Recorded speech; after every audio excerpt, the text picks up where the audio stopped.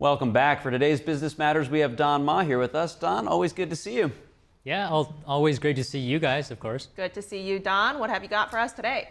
All right, let me start off with student loans, actually. So President Joe Biden has approved another $4.5 billion student debt relief. This latest round impacts more than 60,000 public sector workers, including teachers, nurses, and firefighters.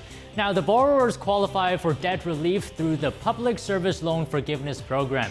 And it was created nearly 2 decades ago, but the Biden administration has expanded it to make it easier to qualify. So since taking office, Biden has canceled more than $175 billion of debt for nearly 5 million people, and that's about 11% of all outstanding federal student loan debt. Now, several of Biden's other efforts to forgive student loans were struck down or are tied up in litigation.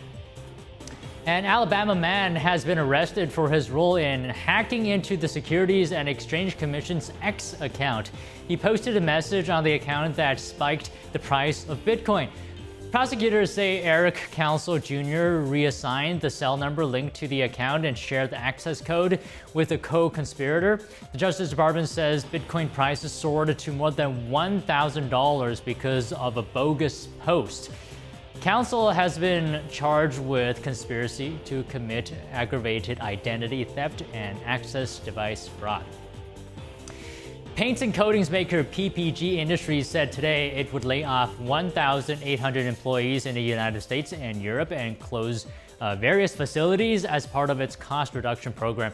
PPG expects yearly pre-tax savings of about $175 million once the program is in place. PPG also announced it will sell its architectural coatings business in the U.S. and Canada to American industrial partners for about $550 million.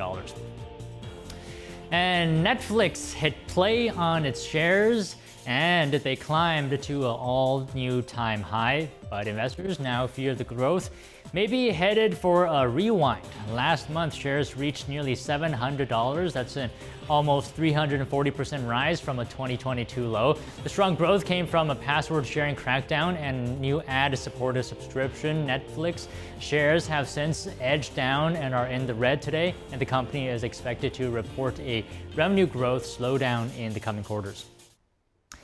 Now, TSMC smashed forecasts with a 54% jump in quarterly profit. The chipmaker reported today a net profit of about $10.1 billion for the period ended September 30th. And that's its highest for any quarter and well above analysts' forecast.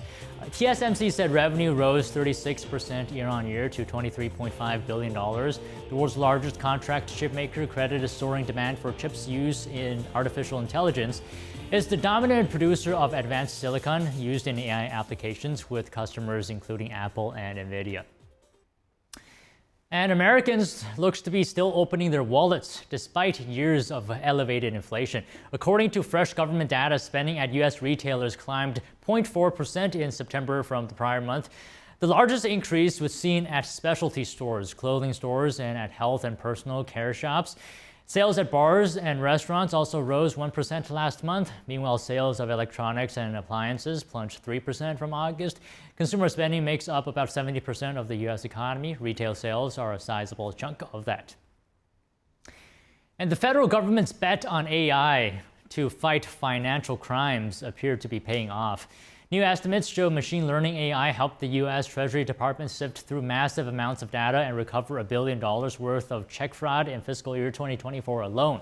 That's nearly triple what the Treasury recovered in the previous fiscal year. The Treasury Department credited AI with helping officials prevent and recover more than $4 billion worth of fraud overall for the 2024 fiscal year.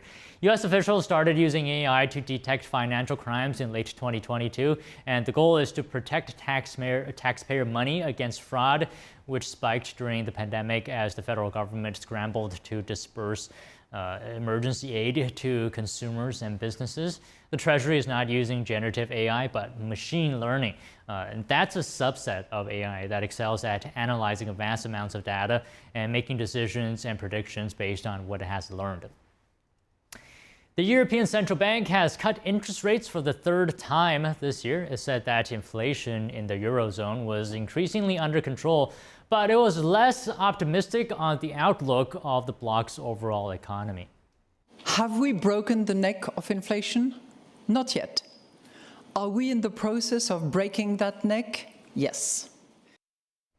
The ECB cut its deposit rate by 25 basis points to 3.25%.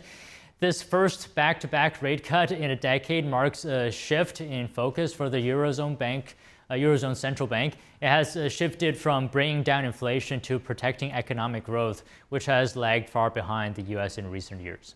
The incoming information suggests that economic activity has been somewhat weaker than expected. While industrial production has been particularly volatile over the summer months, surveys indicate that manufacturing has continued to contract. For services, surveys show an uptick in August, likely supported by a strong summer tourism season, but the latest data point to more sluggish growth. Businesses are expanding their investment only slowly, while housing investment continues to fall.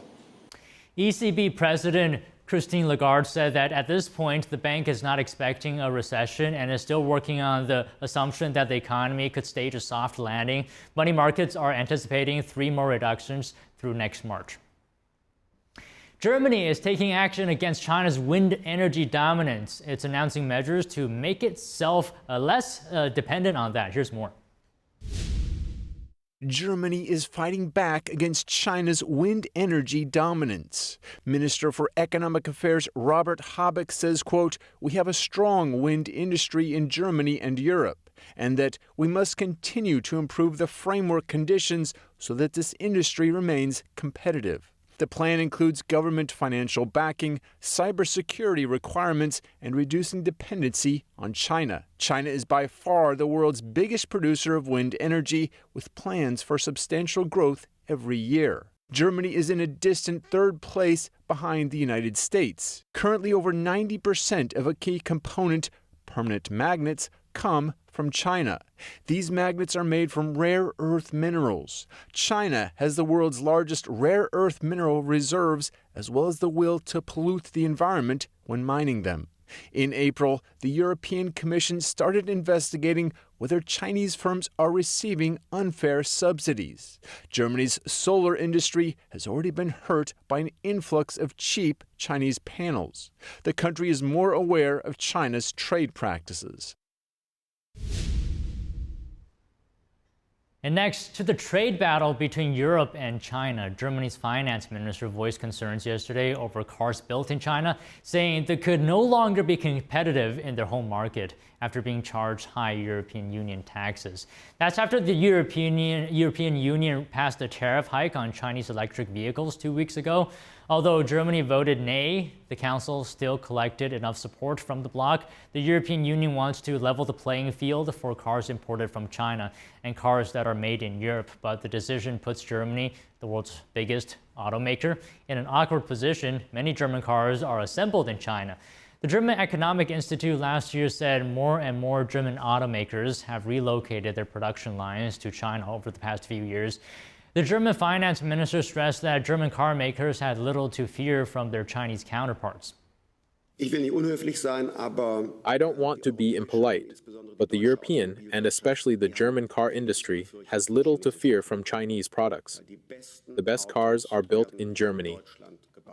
In other words, German engineering products which were built in China with electric engines we would love to have are being taxed in a way when they enter Europe where they are possibly no longer competitive.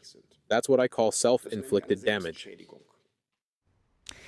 Germany's auto sector is a key industry to the country's economy. Before the EU and Beijing find a better solution, the new EU tariff on China will take effect at the end of this month, and it's expected to last 5 years. Next, we have some news from China's real estate sector. The country says it's doubling down on support for developers and home buyers and aims to restore this long-battered sector. Beijing just introduced a few stimulus measures earlier today. What are they and how is the market responding to the policies? Let's take a look. At a news conference Thursday in Beijing, Housing Minister Ni Hong set out a raft of new measures. He says the government will expand a so-called white list to $562 billion by year-end. That's the list of housing projects that can get financing to ensure they can be finished and delivered to buyers. There are no official estimates on the number of homes pre-sold but unfinished in the country. However, one report by Japanese bank Nomura put the number at 20 million. Thursday also saw a pledge to accelerate the redevelopment of cities, with 1 million urban villages included in the plans. Ni said people being resettled as part of the projects would help to fill up the existing stock of empty homes. It's all just the latest in a series of steps to support the sector, which has been in crisis since 2021. That has seen big developers struggle with their debts and sparked a long downward spiral in home prices. However, markets were unimpressed by Thursday's news, with China's real estate index tumbling nearly 8%. Traders said the moves weren't dramatic enough to lift the mood. Building masterpieces, one Lego at a time. 15 of the world's most talented Lego artists have descended on Denmark to showcase their skills. The city of Billund is the home of the Lego brick. Every year, the Lego house invites builders for its annual Masterpiece Gallery exhibit. The designers are so-called AFOLS, which stands for Adult Fans of Legos. The company says that a quarter of visitors to Lego House are actually adults who visit with no children. All right, quickly before we go here, S&P 500 and NASDAQ finished largely unchanged today, and the Dow Jones Industrial Average ended higher today. Its fourth record close in the last 5 sessions, and Taiwan Semiconductor Manufacturing Company, which I mentioned earlier at the beginning, the world's largest contract chip maker, beat market estimates for profit, and the chip maker's US listed shares soared while TSMC customer Nvidia also gained. And streaming video giant Netflix picked up 5.1 million subscribers in the third quarter, and that topped Wall Street estimates by more than 1 million users. And that's all the stories we have for you today on Business Matters. Back to you guys, Carrie, Fiona. Thanks for that, Don. That story about the Lego house is fascinating. Yeah, it's fun. I didn't know that so many adults went there every year. Yeah, I can just imagine like these artists building like incredible structures out of thousands and thousands of Legos. It's extremely time consuming, I would imagine, but I think it's worth it when visitors see their creations and just how impressive they are. I know, and just in a blink of an eye, you can also bring it back down. That's the beauty of Legos. You can build them up and then you can put them away. With parents with kids certainly know that. So. Yeah, There's that's probably a also metaphor in there somewhere. Hopefully not by accident. Indeed. All right, Tom, we'll see you here tomorrow. Thank you. Yeah.